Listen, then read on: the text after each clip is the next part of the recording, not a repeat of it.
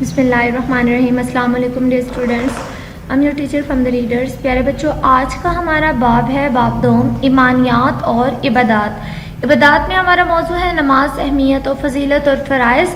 Lecture number 5 میں ہم نے موضوع نماز، اہمیت، فضیلت اور فرائض پر تفصیلی بات کی تھی۔ ہم نے موضوع کی پڑھائی بھی کی تھی اور موضوع میں موجود سوالات کے جوابات بھی کیے تھے۔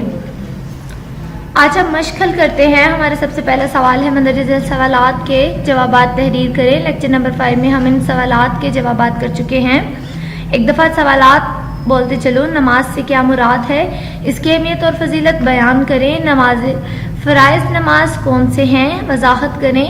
نماز بے حیائی اور برے کاموں سے کیسے روکتی ہے؟ وضاحت کریں۔ ہمارا اگلا سوال، درست جواب پر ٹک کا نشان لگائیں۔ صلاۃ کا مطلب کیا ہے؟ دعا۔ ہمارا درست آپشن ہے دعا۔ نماز کی ادائیگی روزانہ کتنی مرتبہ فرض ہے؟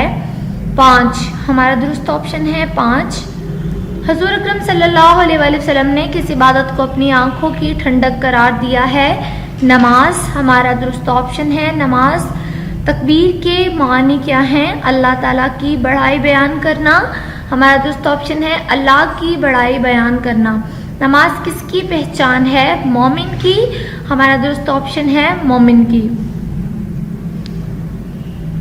ہمارا اگلا سوال ہے درست جملوں کے سامنے ٹک اور غلط کے سامنے کراس کا نشان لگائیں۔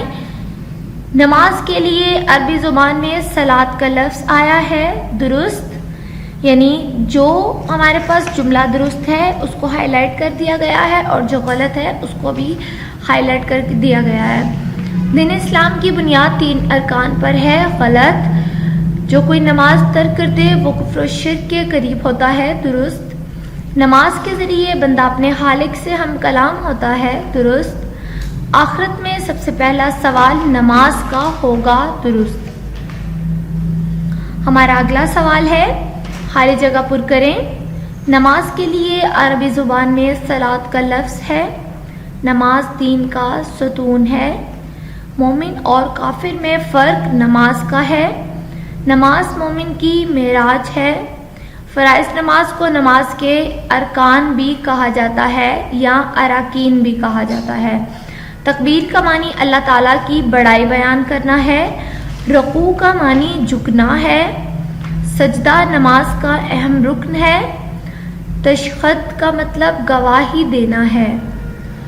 تو بچوں ہماری مشق مکمل ہوئی۔ آپ نے مکمل مشق یاد کرنی ہے۔ شکریہ، اللہ حافظ۔